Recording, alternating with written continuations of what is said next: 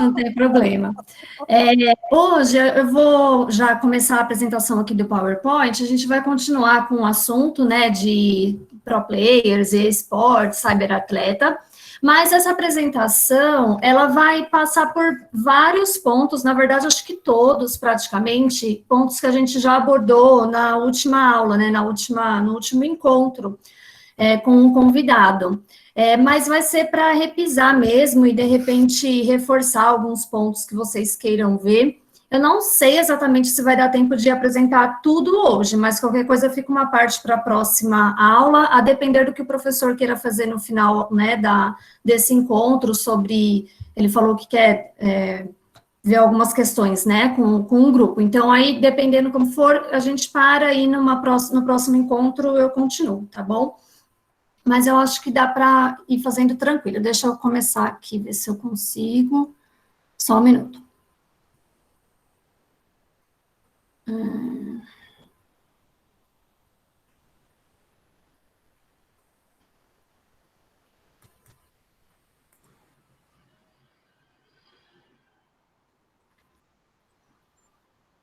Só me avisa se está aparecendo. Para mim já apareceu aqui, amor.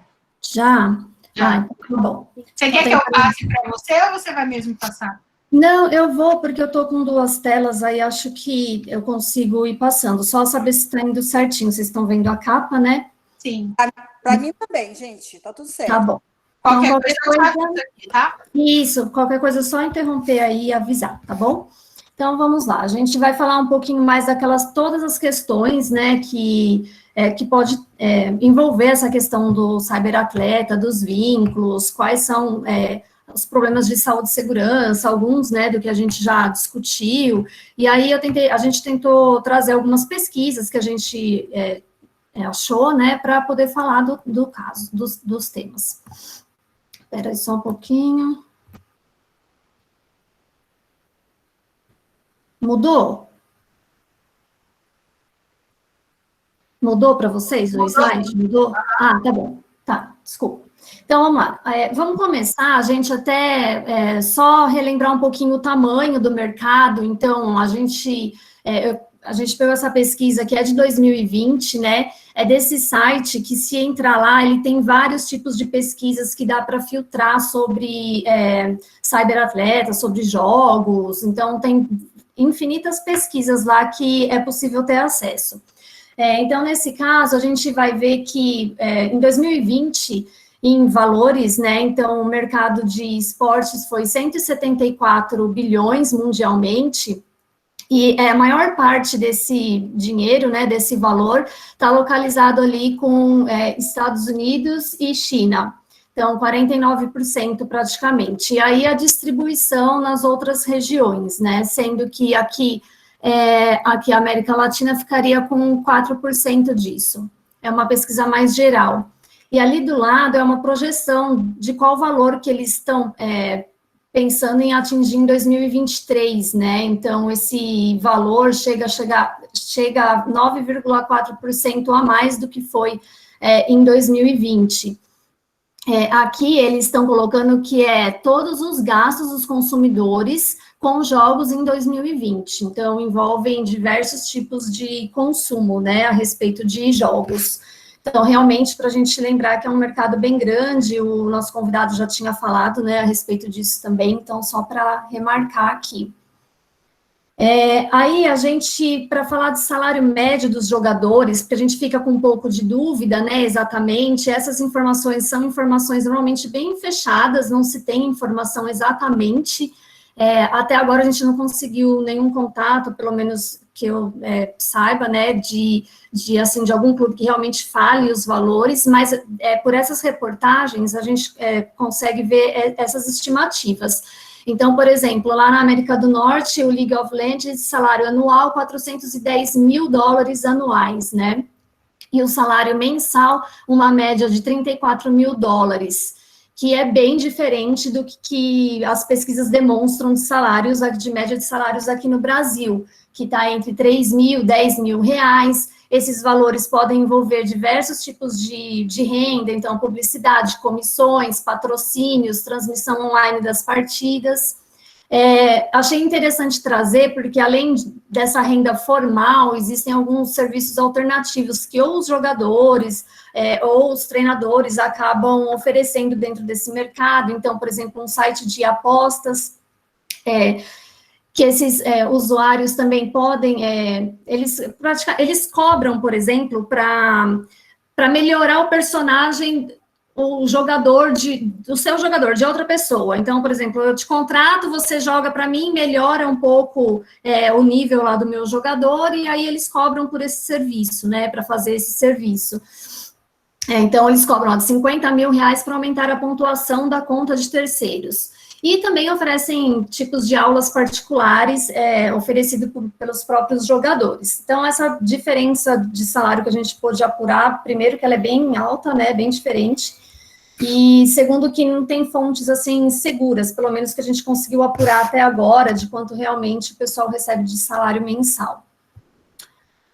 Quais são os jogos com maior premiação? Eu achei legal também trazer aqui, então, só para a gente saber, então, por exemplo, esse jogo, o Dota 2, né, o que mais tem premiação em dinheiro, então, mais de 231 milhões, né, ou bilhões, em prêmios, né, aí depois Counter-Strike, esse Fortnite, League of Legends e o StarCraft, são os 5 maiores jogos em termos de premiação. A gente passou um pouquinho, e também vocês questionaram até o convidado também, a respeito da onde os jogadores treinam, né, então Game House ou Game Office. Então, a questão da Game House os jogadores, eles são contratados e acabam morando, né, nesse mesmo lugar onde eles vão ter uma instalação, o certo é ter, né, a instalação para eles passarem o dia treinando, e aí também dormem, moram lá, então a residência tem tudo o que eles precisam, e também os serviços de empregada doméstica, às vezes a cozinheira, né, fora os serviços profissionais ligados ao próprio esporte. Mas tem uma outra configuração, que é esse Game Office, e o Game Office são escritórios, então os jogadores moram em outros lugares, né, próximo, e aí iriam até o Game Office para poder treinar e jogar. Aqui eu coloquei um pouquinho de um depoimento, só para a gente ter uma noção, porque essa foto ilustra uma game house bem equipada, né, e realmente, que às vezes mostra na televisão, são essas mais, que tem mais infraestrutura. E aí, nesse depoimento, ele fala, né, depois que você fica muito numa game house, tem algumas coisas que acabam ficando desgastantes. Por exemplo, você acaba perdendo a privacidade e é um ambiente um pouco estressante. Então, exatamente porque você está ali já no seu local de trabalho, submetido a uma jornada e àqueles treinamentos de jogos, né, durante todo o dia, convive com outros jogadores que não necessariamente você vai ter uma relação boa, né, de intimidade. Em geral, eles alegam que sim, mas pode ocorrer todo tipo de problema, né, e não são pessoas da família nem nada. Então, só quis trazer exatamente para a gente ilustrar um pouquinho, né, da intimidade que isso, do nível de intimidade que isso chega. Um exemplo o time, esse time mesmo, esses jogadores do LoL aqui do Brasil, processaram esse time Intergaláctico por moradia em garagem. Aquela foto ali é a foto da onde eles estavam instalados no começo. Então, eles alegaram que eles estavam na garagem, adaptada como dormitório, na casa da mãe de um dos diretores. Eu acho que até o nosso convidado chegou a comentar esse caso também, lá durante a exposição. Eles reclamaram que tinham desabastecimento de água e também da qualidade de alimentação. Aí, eles reclamaram e eles entraram com a reclamação e eles fizeram um contrato de aluguel realmente com esses jogadores, alugaram um apartamento, mas fizeram um contrato de aluguel em nome de todos os jogadores, e depois acabaram até cobrando a dívida desses aluguéis dos próprios jogadores. E aí eles entraram com reclamação trabalhista pedindo vínculo, anotação, as verbas rescisórias, diferenças salariais e danos morais. Mas esse caso acabou tendo um acordo, salvo engano. Depois eu só verifico para vocês direitinho. Outra coisa ligada a Game House, Game Office, que saiu também, foi a questão da morte desse rapaz, né? No caso, ele morreu com uma infecção desconhecida, mas ocorreu que ele passou mal durante muitos dias e acabou não tendo nenhuma assistência lá durante enquanto estava lá na game house, né? Então, e os jogadores já tinham passado mal com a qualidade da água também, todos tinham passado mal, chegaram a comprar a água e depois voltaram a tomar a água do próprio local. E durante os dias que o jogador esteve lá, ele passou mal, não teve atendimento médico, a mãe dele teve que vir, que a mãe dele acho que era do Rio de Janeiro, e ele estava aqui em São Paulo, veio do Rio, aí viu que ele estava passando mal e foi prestar assistência, mas infelizmente foi uma morte por essa infecção desconhecida. E aí eles também entraram com ação. Então, a mãe do jogador afirma que eles disputavam partidas com dor e que as game houses não tinham condições adequadas. E foi instaurado também, por causa desse caso, um procedimento, né, pelo MPT, para averiguar as condições realmente dessas instalações onde estava esse jogador, né, que é do CSGO aqui. Aqui eu só trouxe para ilustrar, porque a respeito de instalações, né, onde eles ficam, só como uma analogia e também olhar, que já tem uma orientação, por exemplo, do próprio MPT, que vai falar de alojamento de atletas adolescentes, excepcionalidade, registro, tem que ter o registro no conselho, né, e requisitos mínimos de proteção. E aí, essa orientação da Cor de Infância, ele elenca diversos requisitos que deveriam ser verificados numa instalação de alojamento de atletas, que poderiam também ser um parâmetro para se averiguar e se verificar nesse caso de game houses, né? Então, vamos falar que tem que ter as assistências médicas, a alimentação, transporte, a convivência familiar, as instalações adequadas, enfim, todas as medidas aí que pudessem assegurar a saúde e segurança, né, desses atletas. Para a gente falar um pouquinho da jornada, então, a gente sabe, normalmente eles falam, a gente joga 8 horas, tem essa jornada estabelecida, né, mas acontece que, fora essa jornada, eles se preparam, né, aqueles que têm essa preparação e essa assistência, na verdade, durante todo o dia para esses treinamentos e para as competições. Então, eu coloquei um trechinho da reportagem também, que traz a rotina de um pro player. E aí ele vai falar assim, que o dia dele inicia às 8, então ele vai para a academia, até para fazer esportes físicos mesmo, para poder, da preparação fisiológica mesmo do corpo, né? E aí, depois disso, já começam as partidas, que vai até meio-dia. Aí ele ainda fala, basicamente, jogar o dia inteiro, a rotina, dando seguimento à preparação para os campeonatos na parte da tarde até às 20 horas. O dia se encerra com janta, banho e depois mais partidas. Eu jogo em torno de 13 horas, uma média de 78 horas semanais. É uma rotina de um jogador numa dessas game houses, né? E aí tem um trecho de um psicólogo, que é um psicólogo do esporte, que afirma que, sem dúvida, você ficar de 8 até 14 horas diante de um computador, isso vai diminuir a sua reação, né? E, com certeza, você vai ter uma carga de pressão de uma expectativa muito elevada. Sim, aqui, enfim, para falar aqui, óbvio, né, pode ser que as jornadas sejam respeitadas, né, essas de treinamento em alguns lugares, a gente não pode generalizar, mas o que acontece, como você fica naquele mesmo ambiente, né, quando eles não estão treinando, eles estão jogando para ver se eles vão conseguir, enfim, ver algum tipo de alguma coisa no jogo que eles não viram antes. Então, mesmo que seja num momento de lazer, eles acabam que está ligado a essa questão dos jogos, né? E aí, falando um pouquinho de saúde e segurança, a gente já tinha comentado durante os encontros também, sobre o reconhecimento desse vício em videogames, né, pela OMS. E aí eu trouxe esse trechinho, depois a gente pode ler melhor, mas então a OMS trouxe que é um padrão de comportamento de jogo persistente ou recorrente, que pode ser online ou offline. Você tem a vida, né, e o controle prejudicado sobre o jogo, então você não consegue diferenciar início, frequência, intensidade, duração, perde a noção de quanto tempo está ali jogando, não se alimenta.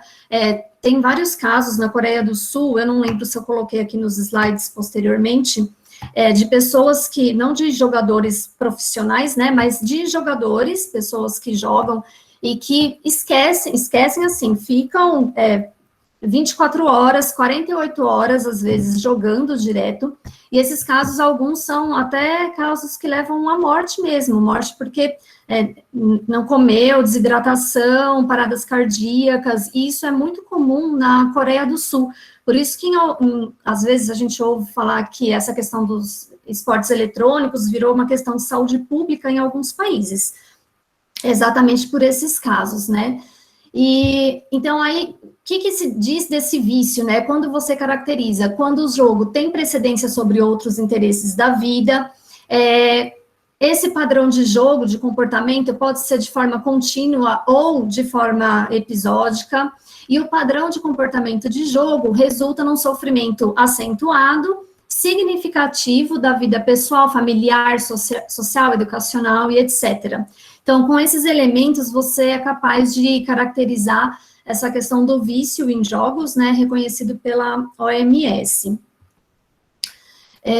O que é esse vício, né, o que causa por que se vicia, né, porque o organismo acaba liberando, é realmente uma reação bioquímica de liberação da dopamina, né, que realmente te faz querer estar ali todo o tempo.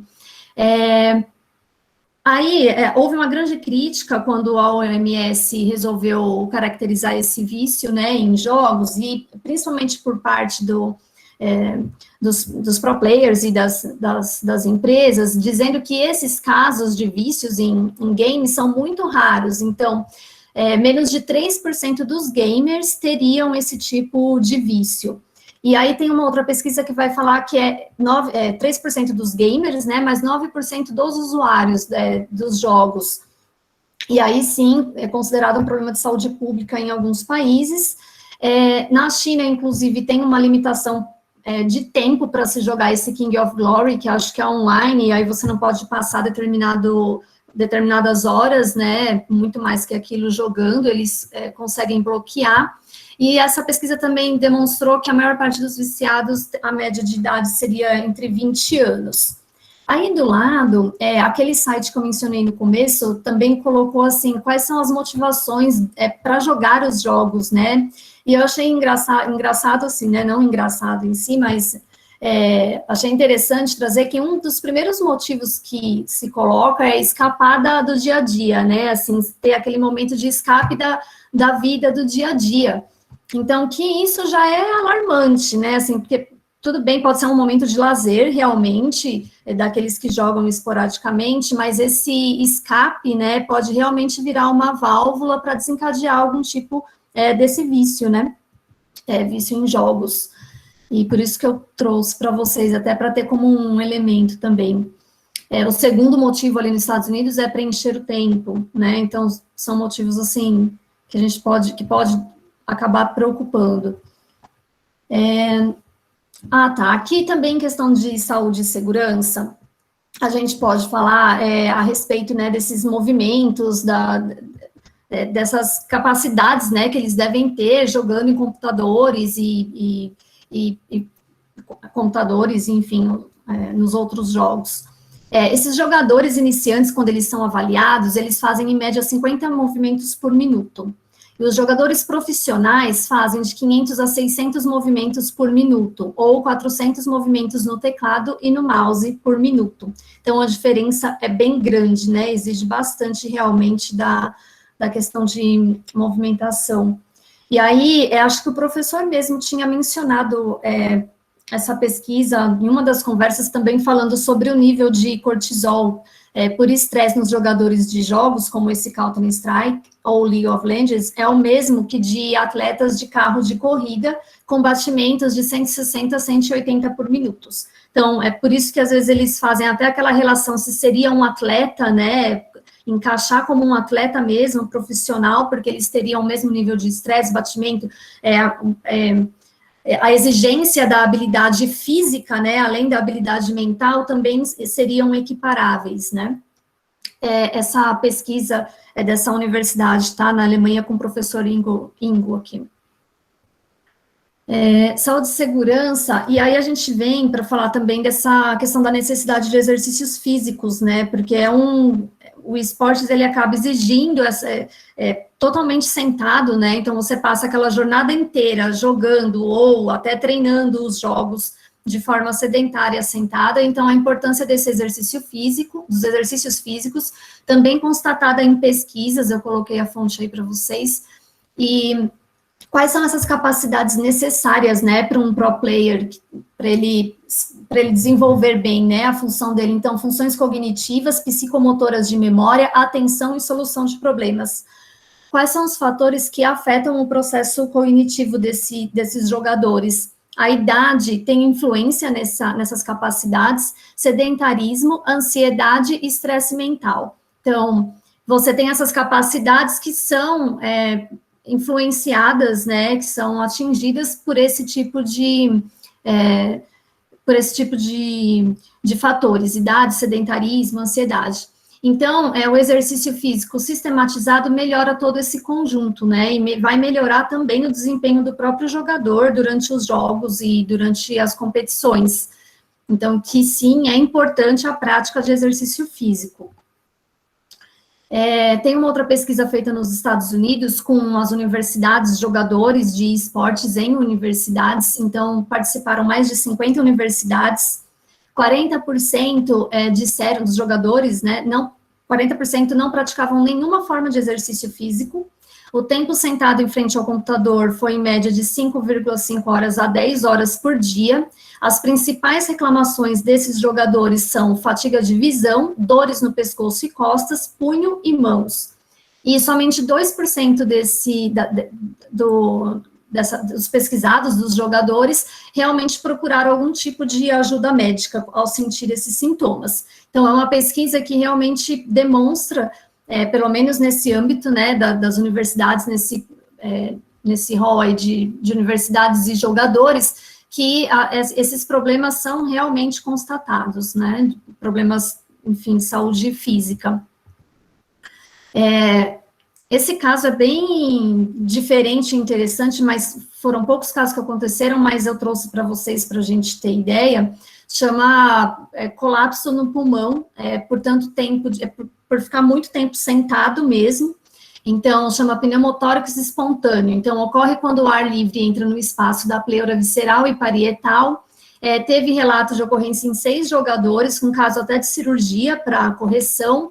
Normalmente ocorreu por má postura, muito tempo sentado, sem exercícios físicos, então isso afeta a respiração, tem a influência do sedentarismo e normalmente nas pessoas muito magras, nos jogadores muito magros.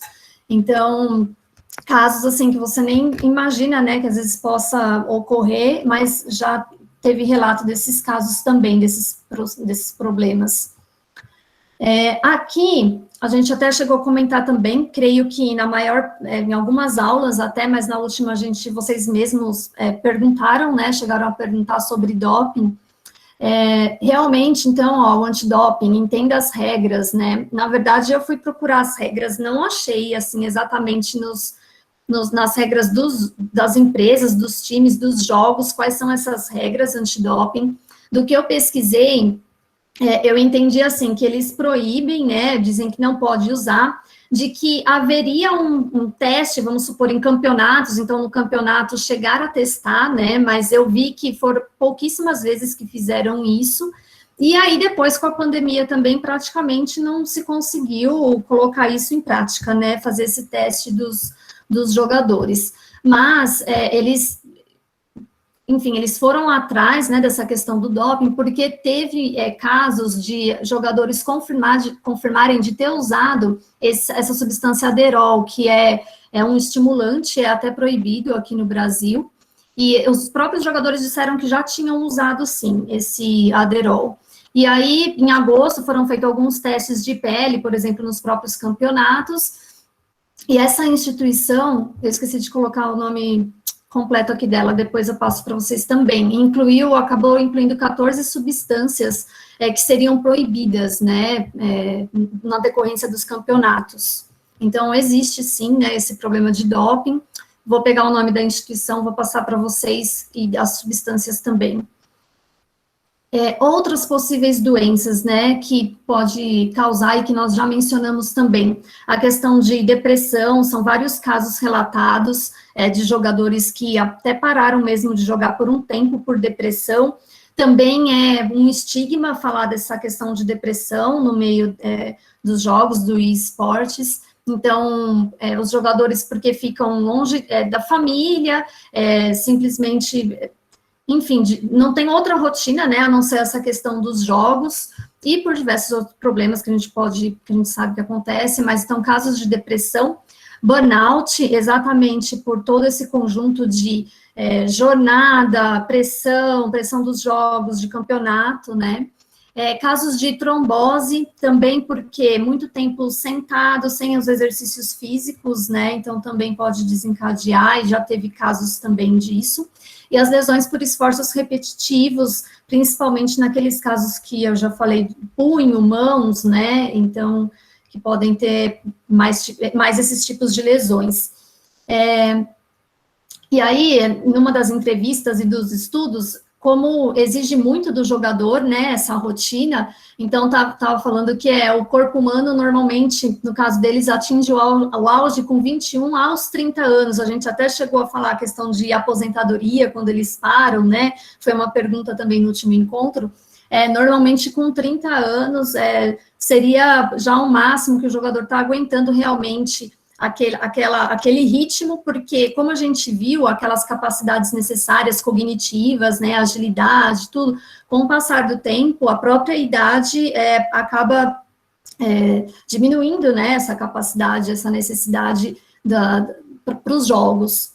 E aí também foi uma entrevista, eu coloquei o trechinho, que a pessoa falou que estava com depressão, que você sempre sente que tem uma pressão em você para você performar bem, né, durante os jogos. Então, essa pressão é constante. Então, pode causar diversos problemas, né. Aqui, eu tirei esse quadrinho da pesquisa também, salvo engano, foi da Universidade da Alemanha, que eu retirei, para demonstrar que para o esportes e para o atleta, você tem que ter um sistema bem integrado de várias assistências, né. Então, a terapia física, você tem que ter a prática de exercícios físicos, esportes primários, para evitar, né, evitar esses tipos de lesões repetitivas. Você tem a psicologia, né, as terapias para fazer com os jogadores, exames de vista, nutrição, ver se realmente adequar a nutrição, né, para aquele tipo de prática esportiva, enfim, e não esquecer que também para os atletas, para os cyberatletas, envolve todo esse tipo de estrutura, né, necessária também para a preservação da saúde e segurança. Para a gente falar um pouquinho, a gente chegou a falar de discriminações e violência, se eu estiver indo muito rápido, vocês me avisem, mas como eu entendi que são assuntos que a gente já revisou, já até conversou, acho que fica um pouco mais fácil, tá? Mas qualquer coisa pode me parar. Sobre discriminações e violência, eles usam um termo bastante comum entre eles sobre toxicidade, que é todo comportamento que fuja daquele limite de fair play, né? E aí tem uma pesquisa dessa ONG dos Estados Unidos que vai revelar que 74% dos jogadores já sofreram assédio enquanto jogavam. E aqui, gente, essa pesquisa não necessariamente está falando dos jogadores profissionais, mas eu resolvi trazer porque realmente envolve muitos deles, né, e porque, enfim, a amplitude de jogadores é muito grande, né, são vários jogadores, mas eu achei importante trazer para a gente ter ideia. 65% dizem que já sofreu assédio extremo, ameaça física e perseguição. 29% já sofreram essa prática que eles colocaram como dox, que é a divulgação dos seus dados pessoais e identidade por outra pessoa, por outro jogador ou alguém envolvido na plataforma. 25% disseram ter sido expostos a ideologias de supremacia branca. No caso aqui, com a pesquisa dos Estados Unidos, acho que fez parte, né, do questionamento deles. E aí eles também colocaram quais foram os jogos onde essas condutas mais apareceram. Então, também naquele jogo Dota 2, Counter-Strike, Overwatch, League of Legends. Aqui outro caso, acho que esse caso ficou bem famoso porque é bem recente, acho que não sei se a maioria viu ou não, mas saiu no jornal realmente, da jogadora que foi assassinada, né, e o outro, o assassino era um jogador e realmente, como fala, planejou, né, exatamente o assassinato dela, tudo, e a conheceu através dos jogos, né, eles não se conheciam pessoalmente, nada, foi através das plataformas. E também, mais um caso sobre discriminação e violência, esse jovem não era jogador profissional, mas também para trazer para vocês o que acontece dentro todo esse espectro, né, ele fazia parte de um time, jogava, e acho que eles perderam, aqui fala que perderam, e eles faziam uma aposta, né, então quem perdia fazia aquele jogo, que é como aqueles outros jogos que até já foram falados de adolescentes e crianças, de se enforcar, ver quanto tempo fica sem respirar, né, e ele faleceu fazendo isso, e infelizmente, né, então são casos bem, assim, no máximo, né, que a gente pode exemplificar como violência, né, dentro desse âmbito. Nós falamos, e até foi uma pergunta do professor se existia sindicatos pelos jogadores, né, para o convidado na semana passada. Sindicato, realmente, nós não achamos nenhum registro. Existem várias associações, mas elas não exatamente significam que representam, né, os jogos, os jogadores, no sentido daquela representação de pleitos, né, mas existem associações, então... existe primeiro essa Federação Internacional de Esportes Eletrônicos, onde tem mais de 100 países ligados a ela, Confederação Brasileira de Games de Esportes, essa confederação é uma entidade brasileira, filiada à Global, e aí ela congrega algumas associações estaduais e ligas, a outra é a Confederação Brasileira de Esportes Eletrônicos e a Associação Brasileira de Clubes de Esportes, eles acabam... vendo e promovendo jogos, campeonatos, vendo outros interesses, mas nada equiparado a um sindicato, né, de categoria, algo do tipo. Sobre crianças e adolescentes, que acho que foi um tema que nós tratamos bastante também, o pessoal também queria saber, perguntar bastante, né, sobre as idades, tudo. Os próprios jogos também têm essa classificação indicativa, pelo Ministério da Justiça, né, eu achei interessante trazer, porque às vezes a gente acha que não tem, ou, enfim, passa despercebido, né, que talvez teria alguma indicação, mas tem sim, por essa portaria de 2012, e aí os maiores jogos, eu coloquei os principais e os maiores, então seria o Counter-Strike, a classificação indicativa para 16 anos, Battlegrounds para 16 anos, League of Legends 12, e esse Fortnite, eu não sei pronunciar, gente, esse nome desse jogo, eu acho que é isso mesmo, Fortnite, 12 anos. Então, eu trouxe porque eu acho que pode ser um parâmetro interessante, né, se a gente precisar, e até para verificar também a questão de uma criança profissional que jogue algum desses jogos, né, ou que seja permitido, qual idade que poderia permitir para participar de algum campeonato, tudo eu acho que é um parâmetro de onde a gente poderia até consultar e partir, pois pelo menos já tem a portaria, né, e você consulta lá vários jogos, tem diversos, então creio que seria interessante também. Aqui alguns casos de uns jogadores bem novos que foram contratados por times, embora eles não pudessem jogar e participar de campeonatos, eles contratam para no futuro, né, treinar esse jogador e no futuro ele ser um jogador do time. Então, tem um contrato, que veio o primeiro, esse realmente, o menino de cima, que ele foi contratado com 7 anos, e tinha sido o jogador mais jovem, de acordo com o Guinness Book. Deixa eu ver o jogo aqui. Eu esqueci de colocar o jogo, mas eu pesquiso em qual jogo que foi. E aí é recente esse menino de baixo, contrato de $33 mil, um menino de 8 anos, também se tornou jogador profissional do Fortnite, né, desse jogo. Essa matéria é bem recente, salvo engano, é do ano passado, esse contrato desse menino de $33 mil. E o outro é um jogador que é considerado um ótimo jogador, ele tem 15 anos, e aí colocam, né, 500 vitórias, nenhuma derrota, quem é esse pro player imbatível do jogo FIFA 21? Ele tem 15 anos, esse menino, então ele é bem famoso, né, um ótimo jogador. E aí tem uma pesquisa desse site também, esse Sports Earnings, acho que, não sei se a gente chegou a comentar, mas lá também tem como ver faixas de ganho, eles fazem um levantamento de acordo assim com tudo, com publicidade, ganhos de publicidade, ganhos de premiação de jogos, de YouTube, então eles fazem esse levantamento, e aí eles colocam que apenas 2 dos 10 jogadores do Fortnite mais bem pagos do mundo têm mais de 18 anos. Então, eu achei bem interessante trazer esse levantamento, né? E a primeira Copa do Mundo desse jogo também foi vencido por esse jogador, Caio, com 16 anos, que ganhou 3 milhões de dólares na época, em 2019. Então, a gente vê que realmente esses jogadores começam muito cedo, e mesmo que eles não sejam profissionais de entrada, eles já estão treinando ou até sendo contratados pelos times para a hora que eles puderem participar dos jogos, poderem já participar. Então, para a gente ver que isso realmente acontece. Aqui, eu não sei se vai ficar muito ruim a imagem aí para vocês, mas eu peguei desse site aí que eu mencionei, e eles colocaram os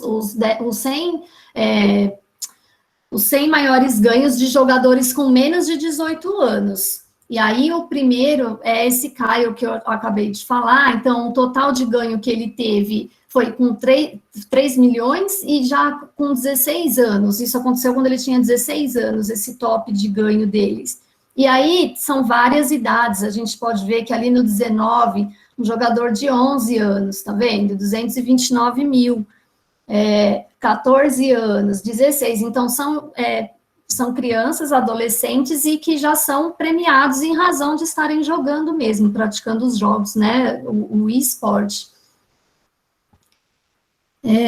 Sobre esse, pulando agora um pouquinho, e falando um pouco de gênero também, que foi um dos temas que foi tratado, esse mercado de games, né, são várias pesquisas que são possíveis de ser verificadas e até encontradas realmente, demonstrando que o mercado de games, as mulheres têm muita participação nos mercados de game, tanto se fizer pesquisa no Brasil, como mundial, como por região, por jogo, normalmente as mulheres têm uma grande participação nesse consumo de games, né. Então, trouxe 2 só para exemplificar. Quase 70% das mulheres no Brasil jogam jogos eletrônicos.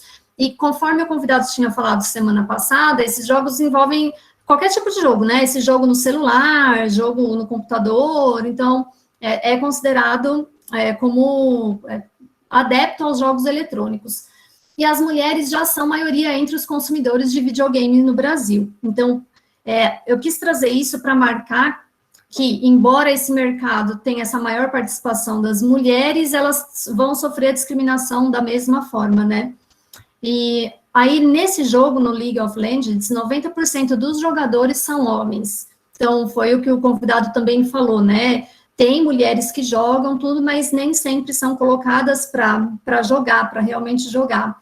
E aí, esse é o depoimento do gerente da Riot Games, e ele falou que não, que existe sim várias jogadoras, mas ainda não apareceu ninguém com um nível profissional que se destaque.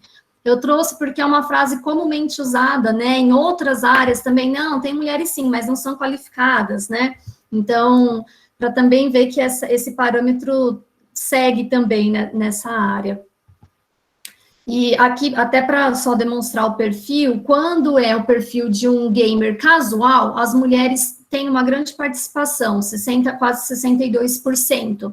Mas quando você coloca um perfil que eles chamam de hardcore, que é aquele jogador que já ou é profissional, já é quase profissional, que joga muito, aí diminui para 40%, diminui 62% são de homens, né, e não de mulheres. Então, tem esse tipo de perfil também.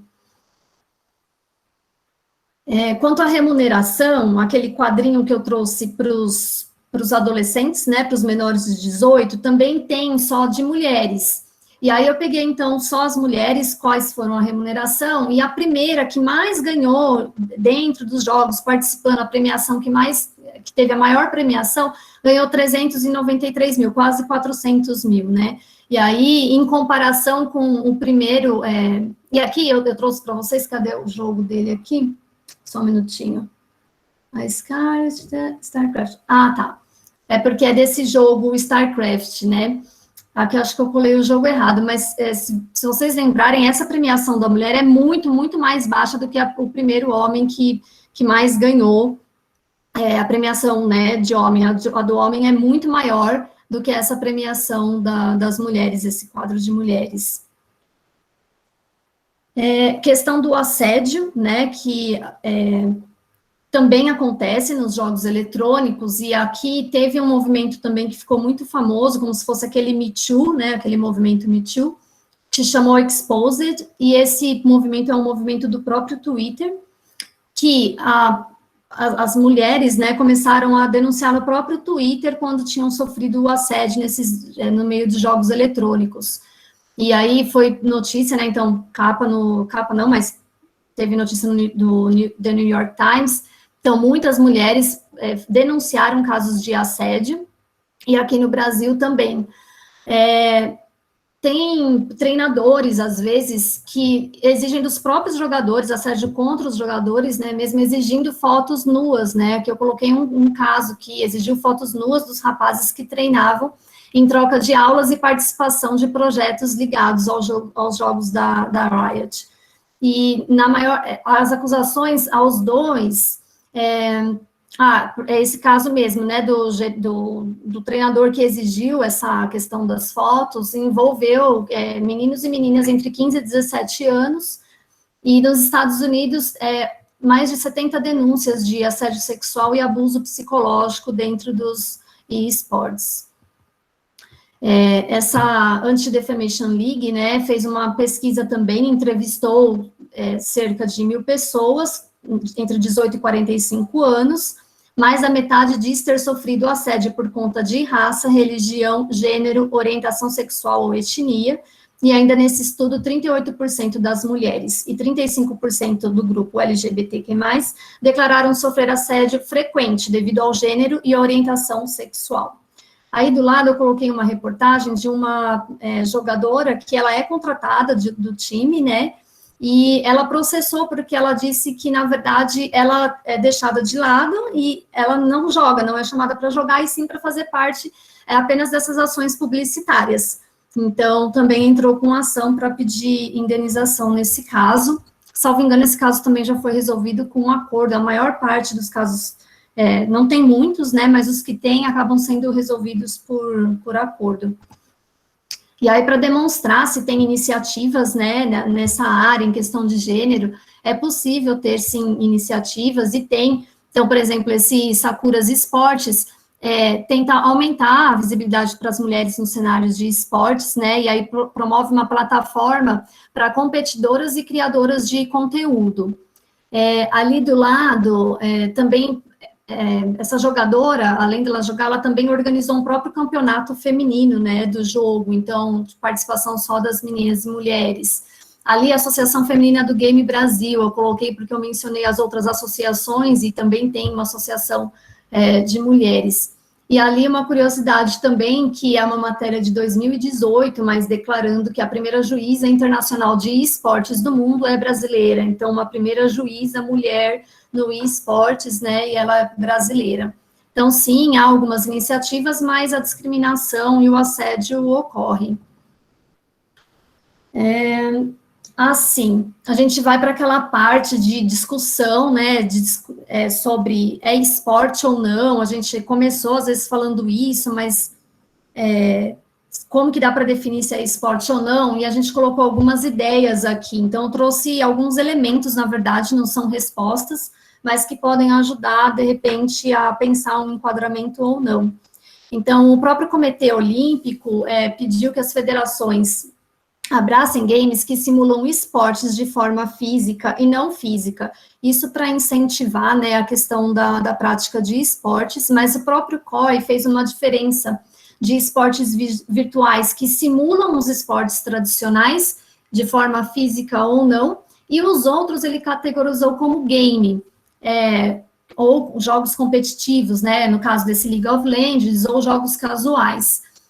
Isso já pode dar um indício de que, às vezes, poderia ser mais fácil, talvez, categorizar o esportes como esportes, no caso de esportes que simulam outros jogos. Então, o jogo de futebol, um jogo que simule basquete, ou qualquer outro tipo de esporte, talvez ficaria mais fácil, digamos assim, essa equiparação, mas não de jogos como League of Legends ser considerados esportes, né, ou seus atletas ser considerados atletas de esporte.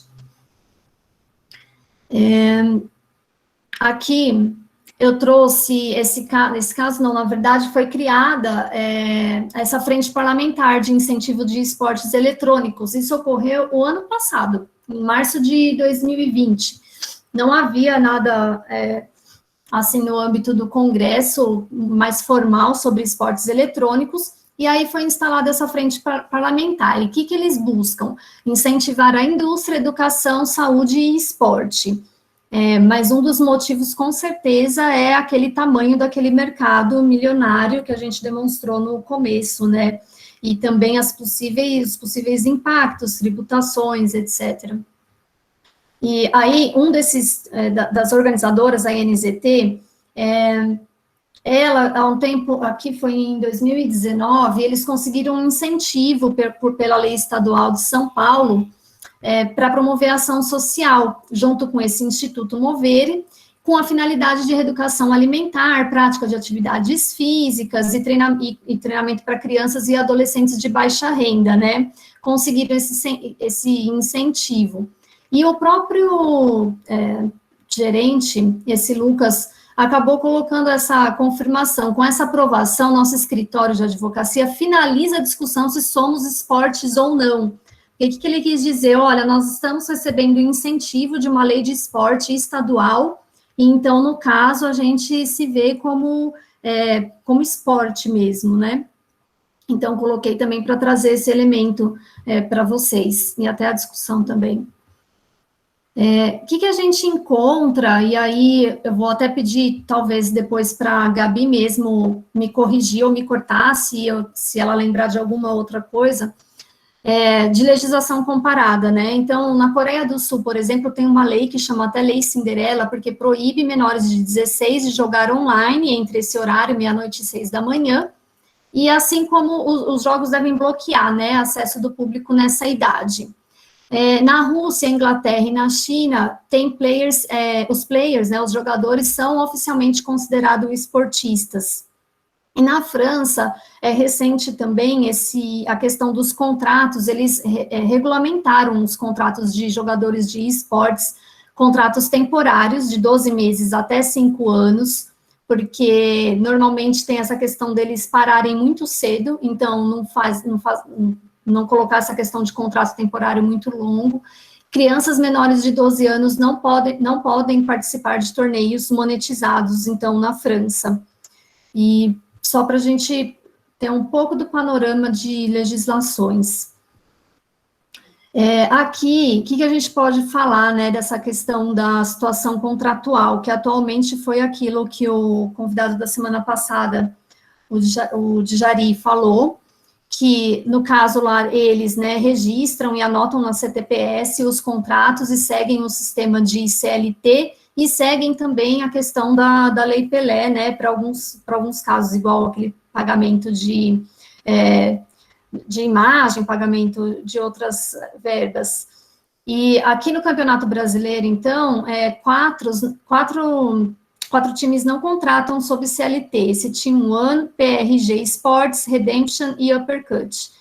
E essa PRG disse que ia registrar a partir de 2020, eu não consegui confirmar essa informação depois, se houve registro mesmo.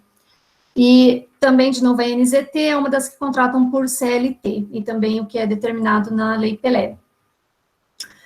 Aqui eu trouxe alguns projetos de lei que já existiam, né? Então, teve uma tentativa em 2017, da aprovação em 2019, de um projeto de lei que vai tratar sobre o que é esportes e também os atletas, e não deu certo, porque teve realmente uma reação da comunidade de gamers, né, e por não participarem do projeto, da discussão, e também eles criticavam muito considerava que não poderia ser considerado, né, como jogos e como esportes, porque os jogos que apresentassem violência.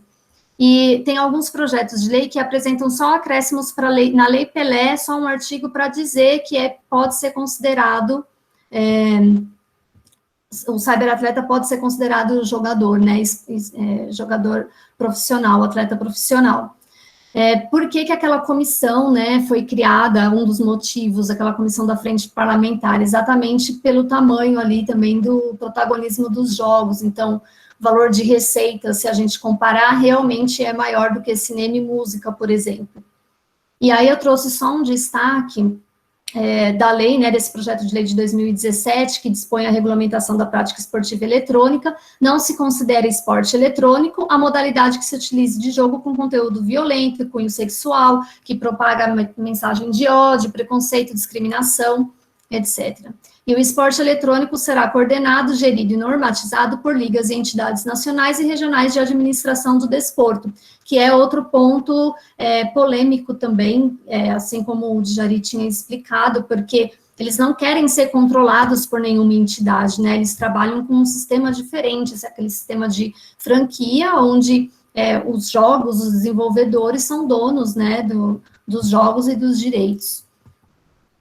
Aqui, para exemplo, para vocês, teve uma tentativa de aprovação na Assembleia Legislativa de São Paulo também, para regulamentar o esportes, mas o governador vetou o projeto, foi aprovado pela Assembleia, mas foi vetado. Mas em Alagoas tem essa lei. Então, sancionada a lei que reconhece a atividade esportiva eletrônica em Alagoas, e aí eu trouxe um trechinho só para a gente ver o que ela diz. Então, que entende-se por esporte eletrônico as atividades que, fazendo uso dos artefatos eletrônicos, caracteriza a competição de 2 ou mais participantes no sistema de ascenso e descenso misto de competição, com utilização desse round robin, tournament system, e esse outro tipo, knockout system. E os participantes de esportes eletrônicos passam a receber a nomenclatura de atleta. Isso está nessa lei de Alagoas. E, além disso, objetivos específicos, combater a discriminação de gênero, etnias, credos, ódio, e que possam ser passados subliminarmente aos sujeitos jogadores dos games. Eu trouxe, que eu achei interessante, realmente já constar na lei essa observação. E, para ir finalizando, então, o que acaba acontecendo muito é que alguns desses litígios ainda não são vários, né, mas já há litígios nesse sentido, de jogadores pedindo vínculo, né, então, normalmente faz acordo, mas quais são os pedidos normalmente? Então, reconhecimento de vínculo, salário, rescisão, danos morais, danos à saúde e à vida, e também podem envolver pedidos de direito à imagem, arena, comissões e trabalho infantil, no caso da gente verificar que realmente aquela criança, né, o jogador tem uma idade mínima ali. Mas colocar que o MPT já tem precedentes, por exemplo, pela instauração mesmo de inquérito, até para averiguar as condições dos locais, como a gente falou lá no começo, e também eu acho que não dispensa a atuação também de juiz ou de qualquer autoridade da infância e juventude, quando for cabível. Acabou, e aí eu só trouxe uma sugestão de um documentário que tem no próprio YouTube, é bem legal, esse eSports, The Price of the Grind, e também um bem diferente que vai falar da perspectiva LGBT nos jogos. Então, é bem interessante também, eu trouxe só como sugestão. Espero não ter falado muito e ter cansado vocês, são muitos temas, vários, e a gente pode agora discutir um pouco sobre todos eles. Aí fiquem à vontade, obrigada. Muito bem, meus parabéns. Estão me ouvindo bem? Sim. Gostei demais. Enfim, o grupo de vocês está de parabéns, viu? Uma apresentação melhor que a outra, abrangente, objetiva, esclarecedora, especialmente para quem não domina o assunto. Enfim, eu, pessoalmente, estou gostando muito, estou aprendendo muito. Tem uma série de perguntas aí, eu ia até fazer uma aqui no chat, mas, enfim, é até uma reflexão. em relação à legislação de Alagoas, definição dos cyberatletas como atletas, não é? Ou, enfim, dos jogadores de cyberesportes, de e-sports, como atletas. Eu me perguntava aqui, eu e meus botões, se isso não é direito do trabalho. E se é direito do trabalho, essa competência é privativa da União. É estranho que os estados comecem a legislar sobre isso, ou seja, cyberatletas serão atletas em Alagoas, não serão em Sergipe, serão atletas em Mato Grosso, não serão em Mato Grosso do Sul. Então, embora me pareça, de fato, uma iniciativa importante, relevante, valiosa, tenho dúvidas da constitucionalidade do ponto de vista formal. Não sei o que vocês pensam. Me parece, professor, pelo que eu andei pesquisando, até pela aprovação mesmo na Assembleia de São Paulo, que ali os interesses são, na verdade, em relação ao tamanho do mercado, né? E eles estão prevendo que isso é um boom, na verdade já estão perdendo, porque não há nenhuma regulamentação sobre os jogos, sobre atletas, né? Sobre os campeonatos, não tem uma entidade que controle. Então, pelo que eu percebi, a preocupação seria mais nessa do que realmente considerar quem é atleta ou deixa de ser. Mas, com certeza, fica uma situação bem estranha, né? Você considerar ter uma legislação que ampare ou que reconheça os jogos e os campeonatos em determinado estado e em outro não, né? Não tem nem como você equiparar condições, né, dessa forma também. Porque equiparar atleta para efeito de aplicar, por exemplo, a Lei Pelé, especialmente nos preceitos trabalhistas, me parece que definitivamente por lei estadual não seria possível. Mas, enfim, é uma polêmica que virá. A de São Paulo só não foi vetada, né, pelo governador, mas porque pelo Dória? Mas porque houve reação realmente do mercado mesmo também, né, das entidades de jogos mesmo, dos jogos, porque não por outro motivo, porque a Assembleia já tinha aprovado já, e aí como teve essa discussão de que eles, enfim, não querem ser regulamentados, né, e aí foi vetado para uma futura discussão, para discutir depois. É interessante até ver essa resistência das próprias empresas, né, em função da necessidade de, sendo reconhecidos os cyberatletas como atletas efetivamente, essa necessidade de se submeterem à atual estrutura confederativa brasileira, né? Mostra como isso é Para eles é um problema bem grande se isso acontecer, eles não querem de jeito nenhum, né? É uma caixa preta complicada. Sim, essas informações, por exemplo, inclusive, eles falam, nós registramos, pagamos, registro da CLT, primeiro que eu creio que não deva ser a grande maioria, talvez eu possa estar errada, Gabi, se estiver pesquisando melhor, pode me corrigir, mas muito, você não consegue achar informações assim, tem registro e o contrato, que contrato é esse, como se fez, né, e quem está assinando, quem é responsável. Então, é uma caixa preta mesmo, é difícil de achar as informações, até em relação a salário. Quanto que ganha? Eles falam uma média, mas e o salário realmente registrado? Qual que é essa média dos jogadores, né? Isso que eu trouxe lá nos primeiros slides são advindos de matérias jornalísticas, de reportagens. Eu não consegui achar exatamente de uma fonte de um time, né, exatamente quais seriam, ou dos vários times, ou dos vários jogos. É bem difícil de achar. Bom, excelente. Eu diria a vocês o seguinte, o artigo de vocês está pronto. É pegar essas telas e construir o texto em torno dessas informações, aí citar a fonte, com todo o cuidado metodológico. Em alguns eu esqueci, mas eu vou passar. A fonte. O artigo está pronto. Eu acho que vocês já têm esse material pronto para publicar. Podem terminar aqui o eixo e já encaminhar. Me passem, eu acrescento alguma coisa, sistematizo e a gente publica. Nós temos aqui até 19h30, né? Na verdade, seria até 19h, alguns já nos deixaram por conta das aulas, mas, enfim, vamos aí até 19h30. Eu vou fazer algumas perguntas que eu estou vendo aqui. Se alguma me escapou, porque eu entrei um pouquinho mais tarde hoje, peçam aí a palavra, usem aqui o levantar a mão, a gente fala, e na sequência, meus caros, a gente tinha 3 questões administrativas aí para resolver, que a gente já está adiando há algumas semanas, tá bom? Então, a primeira pergunta é da Daniela, se tem algum parâmetro de quantos movimentos técnicos por minuto são razoáveis. E isso, como existe esse estudo, por exemplo, para empregados em frigoríficos. Nesse estudo que eu trouxe, professor, do que eu lembro, é um estudo que é bem grande, eu posso ver se ele menciona algum tipo de parâmetro. Não lembro dele ter mencionado qual seria o ideal, mas como ele comparou aqueles jogadores iniciantes, né, os jogadores iniciantes com os movimentos bem abaixo do que os jogadores profissionais, eu creio que deva ser algo perto desses jogadores iniciantes, né, que seria, acho que um normal, assim.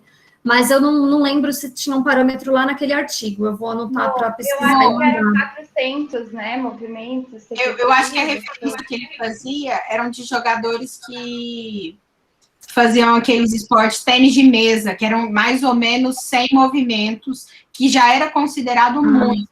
E esse... Tem movimentos o quê? Por minuto? Eu acho que era esse referencial. Era por minuto, professor. Acho que era por minuto. Só que o problema é que os jogadores de esportes eletrônicos ainda têm a diferença que trabalham com as 2 mãos ao mesmo tempo. Então, é um esforço ainda muito maior, além do número superior de movimentos. E é essa relação que ele fazia, que isso dava uma liberação de cortisol muito grande, o esforço físico era muito maior. O professor Ingo defende isso, e ele fala isso em várias entrevistas que ele dá a respeito dessas pesquisas que ele desenvolveu, desse desgaste que, aparentemente, o atleta está sentado em frente a uma tela, mas tem um desgaste físico e mental que muitas vezes é desconsiderado, é ignorado para quem está de fora e não estuda a fisiologia do atleta. Eu acho que a referência que ele traz é só essa, acho que não tem, tipo, um padrão comparado com profissões. Acho que ele comparou só com esportes. Maravilha. Bom, aqui tem uma resposta, né, da Carolina para a Daniela, então não é o diálogo que já ficou aí esclarecido, imagino, né? Se não for isso, me digam. Aí tem uma pergunta da Sandra. Como essas crianças e adolescentes ganham tanto se são proibidos de participar desses campeonatos? É diferente em outros países ou não é exatamente do jeito que o nosso convidado, na semana retrasada, nos falou?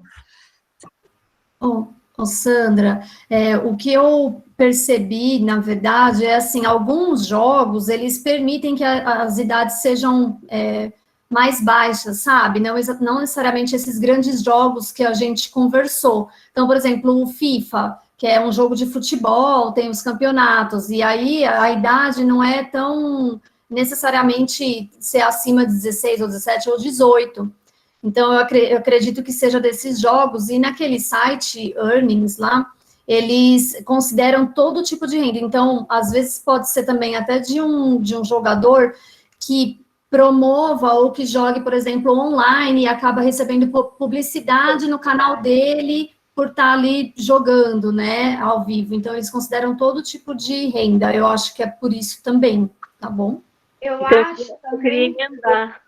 queria emendar a pergunta, só aumentar um pouquinho, gente. Então, é assim, como delimitar quando ele é um hard gamer ou quando ele é profissional? Porque, então, se ele tem 8 anos e joga e está fazendo publicidade no canal ou está participando desses campeonatos, então, que não são dominados por essas empresas que põem essa limitação de idade, ele também não é profissional? Também não está ganhando dinheiro com isso?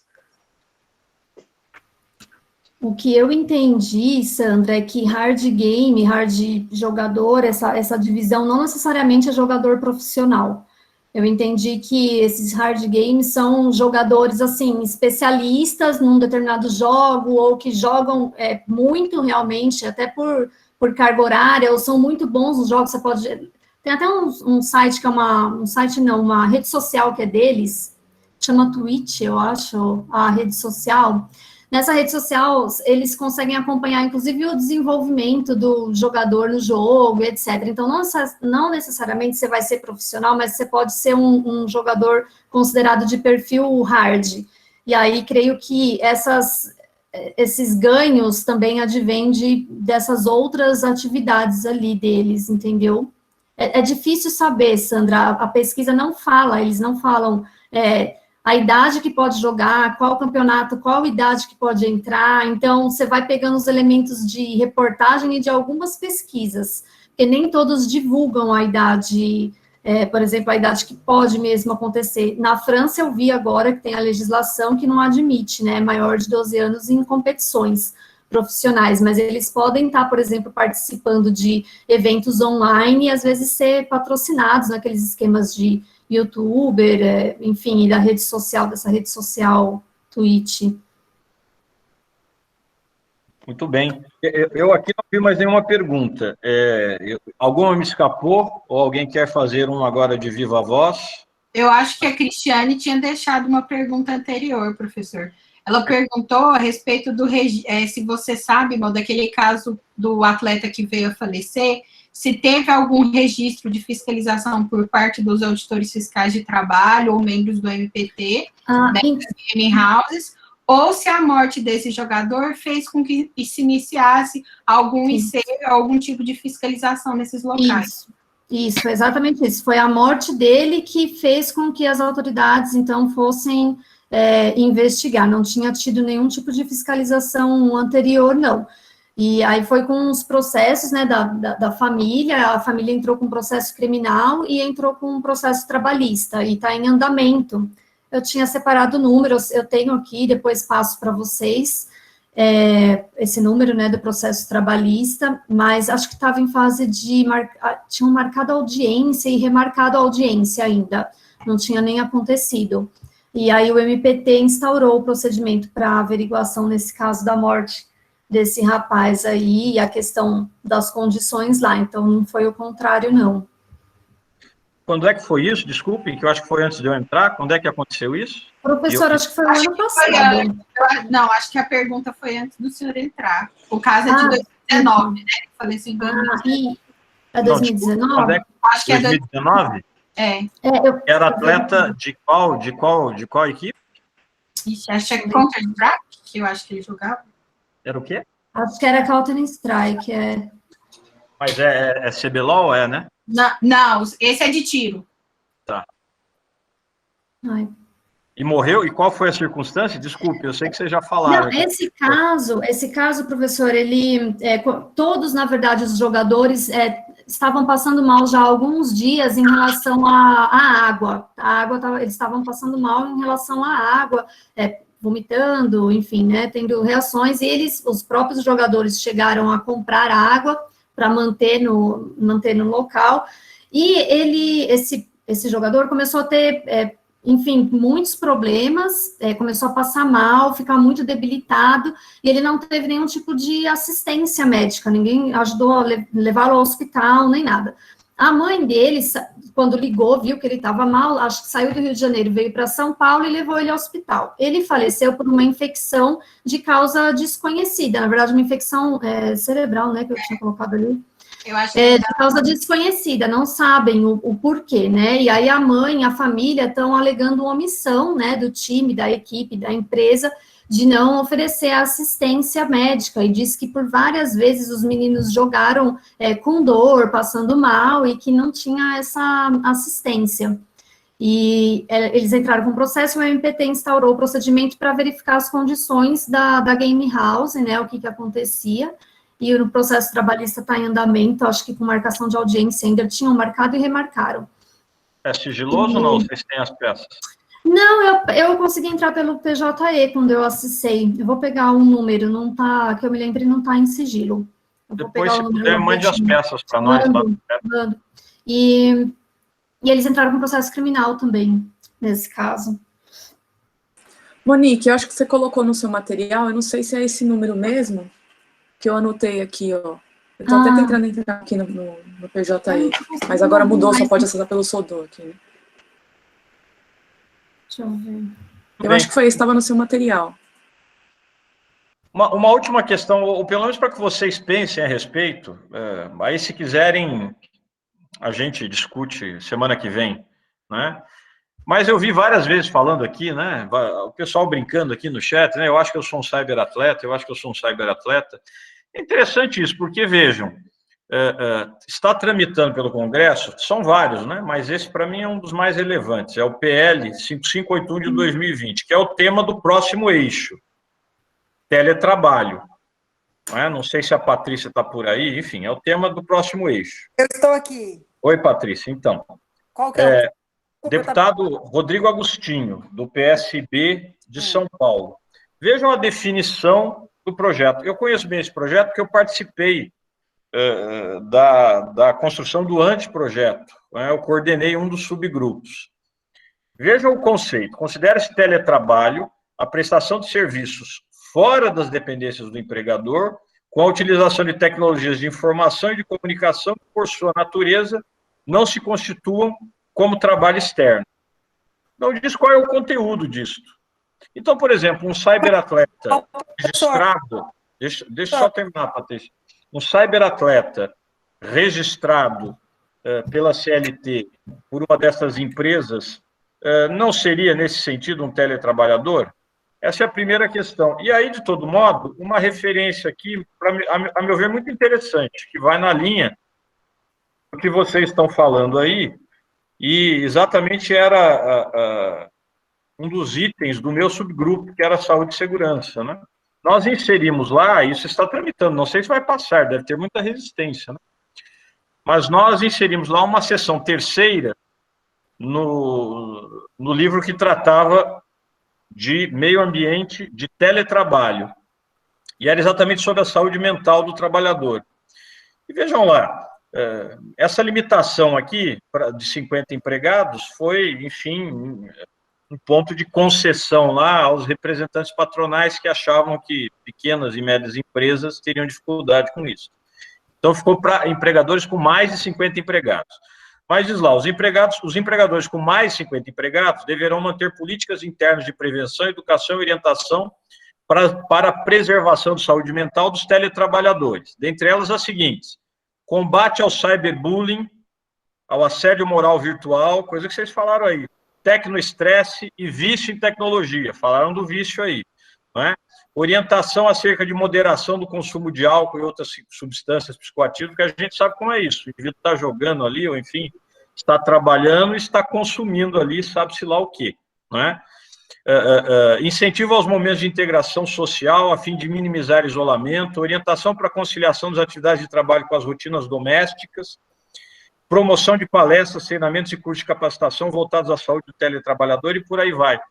Acho interessante, é claro que não são regras com a concretude das normas-regras, são muito mais diretrizes, né, quase policies aí, mas é interessante, quer dizer, aprovado esse projeto de lei, isso se aplicaria às cyberatletas? Essa é a minha reflexão. Diga, Patrícia. Assim, recentemente eu venho estudando o conceito de teletrabalho, ele não se refere somente à distância. O teletrabalho é meio telemático, pode ser até dentro da empresa. Até eu mesma estou renovando esse entendimento, porque eu achava que era à distância, que era o gênero. Já estou revendo isso. Então, esse conceito está errado que está escrito aí, professor. Porque não, é a utilização de meios telemáticos. Pode ser dentro da empresa ou fora da empresa. É que eu acho que o propósito da lei é alcançar teletrabalhador externo, né? Por isso. Teletrabalhador interno, na perspectiva da lei, é empregado comum. Sim, é que o conceito de teletrabalho não é esse conceito que a lei está falando, é uma distorção, por isso que eu estou colocando, que eu vou colocar isso na minha apresentação. Eu também tinha entendimento que a lei me falou errado, mas eu fui estudar mais aprofundadamente. O teletrabalho é a utilização de meios telemáticos. Tanto faz ser interno ou externo. Olha para você ver, professor. Então, mas o ponto é o seguinte, interessa fazer essa distinção para quem está dentro da empresa, com um horário controlado presencialmente, utilizando o meio telemático, aplica a CLT e pronto. O problema é quem está fora da empresa, né? Concordo. Só que aí a especificação de teletrabalho como fora está errada tecnicamente. Mas concordo com você. Agora, essas questões aí é interessante, porque falou algumas coisas que tem na lei italiana. A lei italiana fez a cyberbullying. E aqui no Brasil não tem. Isso é importante. De fato. Mas o que acham aí as nossas queridas seminaristas aí? Professor, Cyberatleta é teletrabalhador?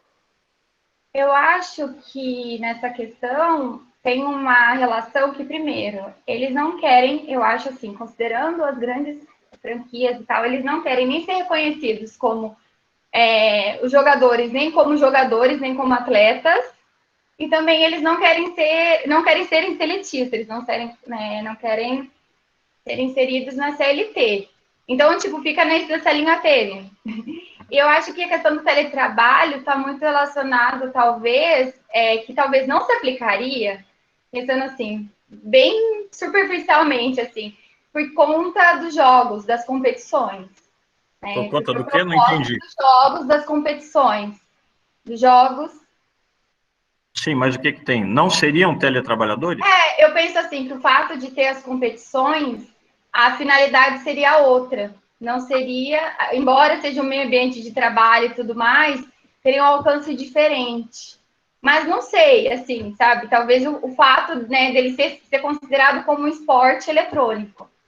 E o fato dele ser considerado como esporte eletrônico, está relacionado com movimentação, com uma atividade física, né, nesse sentido que a gente estava falando, de movimento repetitivo, batimento cardíaco e tudo mais, ele não, e o fato, né, de ter essa questão de competições, não acarretaria enquadramento em teletrabalho, mas é uma questão a ser pensada, porque não é só não é só a forma, é o material, né? O que significa realmente, né? Maravilha. Meus caros, podemos caminhar para as questões administrativas? Ou alguém quer perguntar mais alguma coisa? Que eu sei que vocês têm outros compromissos também, para a gente terminar aqui. Eu queria falar uma coisinha, professor. Desculpe? A Sara, professor. Oi, Sara, diga. Então, eu queria só falar uma coisinha. No que diz respeito a essa questão da legislação, né, eu coloquei que tem um projeto de lei, e também o nosso Sindicato dos Atletas, aqui de São Paulo, né, Estado de São Paulo, eu estava falando com o presidente Martorelli sobre essa questão, e ele até me colocou que entende que o sindicato, esse sindicato, que depois até o Guilherme, que também atua lá, vai estar aqui, engloba também os pro players, né? Eles chamam pro players, né? Esses atletas, né? Porque o pessoal vai mudando aí a nomenclatura. E até a Elisa estava falando que talvez eles não quisessem, né, ser considerados teletrabalhadores, mas na minha concepção, não é uma questão de querer. Por exemplo, a gente anda no Uber e o motorista também diz, eles se acham um empreendedor, muitos se acham, porque eles não... Então, independe da vontade deles, porque essa é uma questão mais ampla, é uma questão de ordem pública. Então, o Adelso Maior escreveu há uns anos um artigo muito bom que fala sobre essas questões de nomenclaturas, né? Que, na verdade, isso tudo é só para mascarar, não é verdade, a realidade das relações, né? Então, agora o cara é João Alves ME, é empreendedor, é parceiro, eles vão dando os nomes, pro players, né? Daqui a pouco você meio que se perde, você está achando que você é um mega empresário mesmo, entendeu?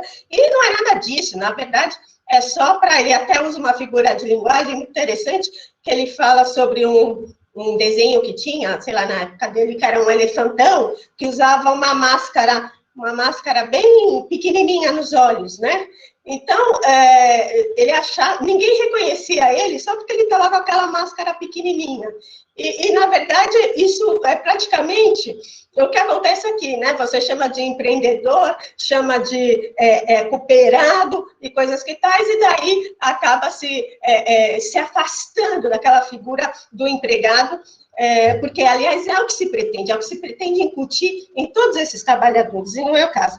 E daí, uma última coisa que eu queria falar, esses atletas, ou players, eles estão ligados a grandes empresas, estão ligados ao Flamengo, ao time, às grandes ligas, como você falou, os volumes são bastante vultosos, né, de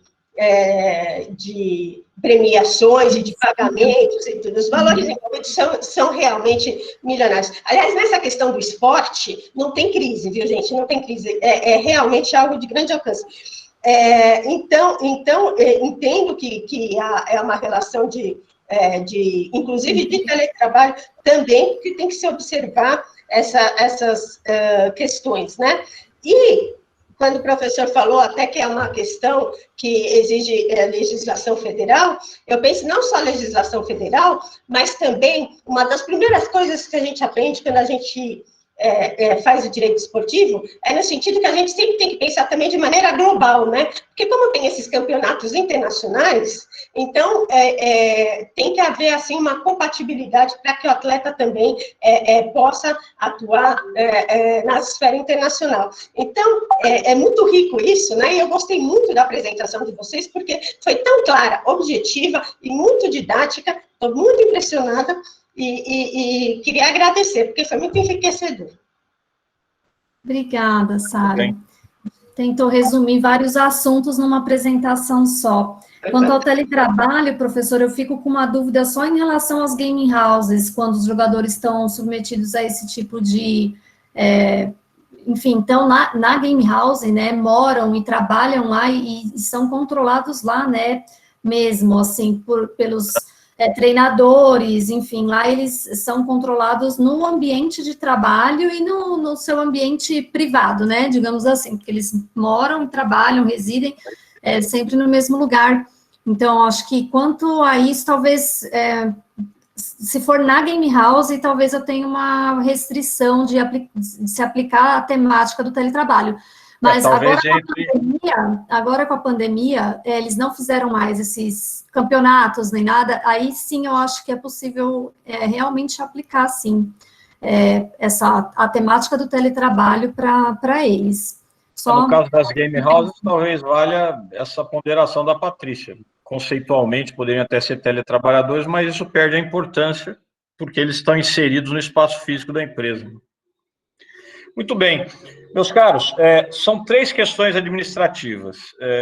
Eu estou pensando aqui, para não torturar vocês, somos 33. Gabriela está aí ainda, Gabriela? Estou sim, professor. Peço que você anote, até para a gente constar na atinha depois, na nossa ata aqui.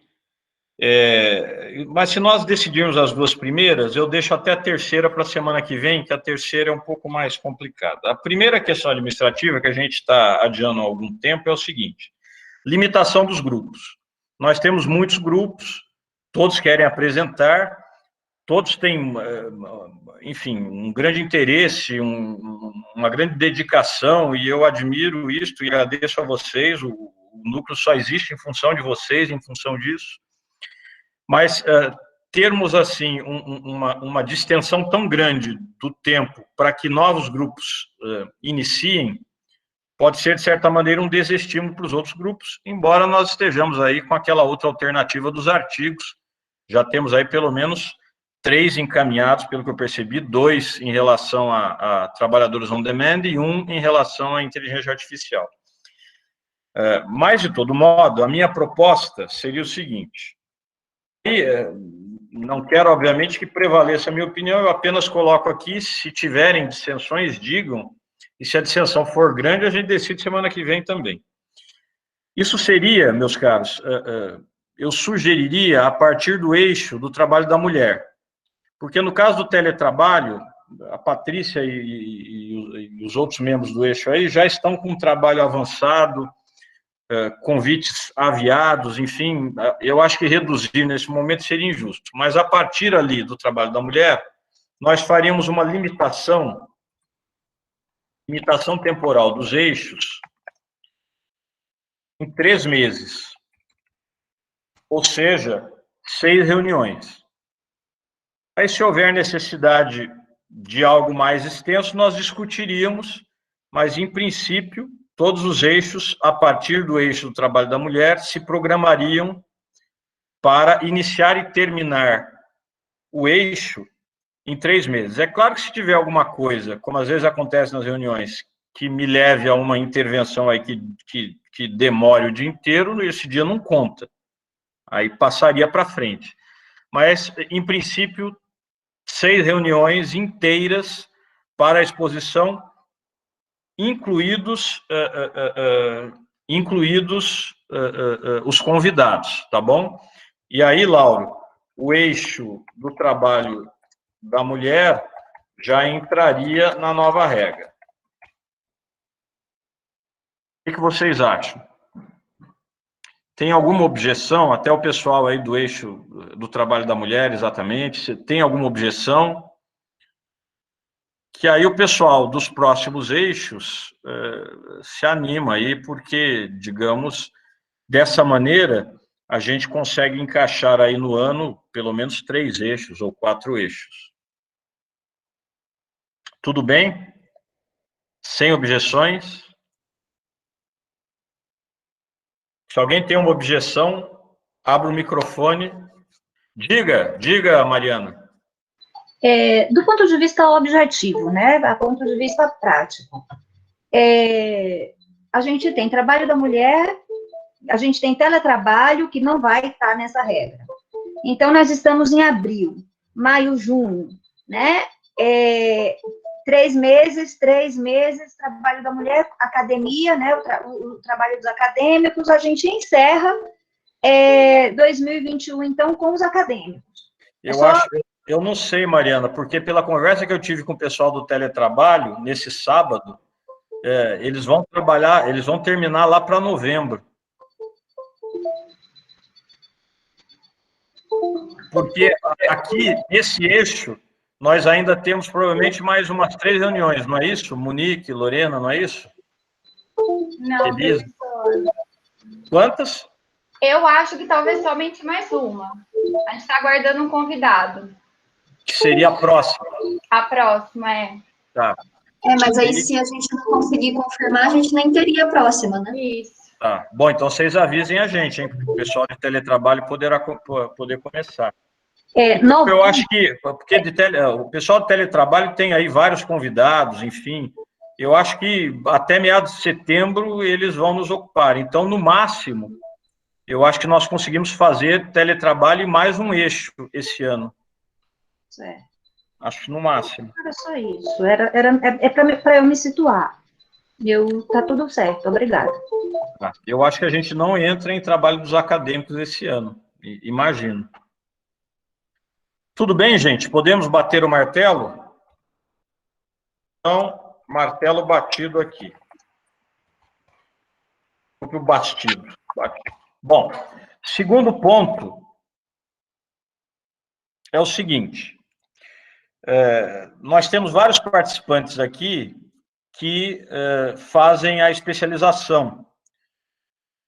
Se eu bem entendi, não é, Paula? E aí está tendo coincidência com isso aí, né? Não, resolveu, da especialização resolveu. Passando para agora, no final do dia, resolveu. Mas tem um pessoal que está com problema de... Não é isso que falaram aí no chat? Tá mas não é da especialização, acho que é um outro curso. É outro compromisso. Eu acho que eles têm o GETRAB de estudos, professor. É o GETRAB lá de Ribeirão, professor. É o GETRAB de Ribeirão. Bom, aí o pedido dos colegas, ou das colegas, acho que 2 colegas falaram comigo, elas querem muito participar, e o pedido dela é que nós invertamos aqui as nossas quinzenas, para não coincidir com as quinzenas do GETRAB Ribeirão. O que significaria, na prática, nós fazermos a nossa próxima reunião segunda que vem, e não daqui a 15 dias. Eu, por mim, acho perfeito, tudo para permitir uma participação maior. Aí eu precisaria ver aí com o pessoal do eixo, Monique, Paula, Elisa, Cristiane, se é possível a gente já fazer a próxima reunião segunda que vem. Professor, eu acho um pouco difícil, porque eu já tinha alterado com o convidado, e daí eu já mudei o horário com ele, e eu acho que ele não pode na semana que vem. Eu posso tentar perguntar, mas se for manter dia 3 de maio, para a gente é melhor. Então, proposta alternativa, deixa eu só olhar aqui. Dia 26 não teria, dia 3 de maio seria o convidado, não é isso? E aí a gente faria teletrabalho. Patrícia está aí ainda? Patrícia demais? Estou, professor. A gente começaria dia 10. Pode ser? Pode ser. Aí eu só queria entender como é que seria depois. Dia 10, e seria assim, as 2 primeiras semanas de cada mês, é isso que seria? Depois não, começaria dia 10 e aí vai contando 15 dias. 10, 24, 7, 21. Ah, então tá bom. Aí conta 15 dias. Então, aí eu posso fazer Sempre. meu Exato. cronograma. Pode. Ah, tá. Ô, professor, os convidados da Itália já concordaram no dia 5 de julho, tá? Então, não sei como é que aí nós vamos fazer julho. Deixa eu ver se cai. 10, 24, 7, 21, 5 de julho. Dá direitinho. E aí eu tenho que fazer o outro convidado internacional, mas em julho eu não posso fazer em seguida, como você sugeriu, o convidado estrangeiro. Eu estou pensando em convidar a professora da Espanha para a semana seguinte, mas aí eu não sei se eu posso, ou só quer 15 dias, eu não convidei ainda. É que em julho eu queria dar uma adiantada para poder... Então, o pessoal, deixa eu colocar isso para vocês também, se vocês concordarem. A gente geralmente, estou falando para todo mundo agora, a gente geralmente faz um recessozinho em julho.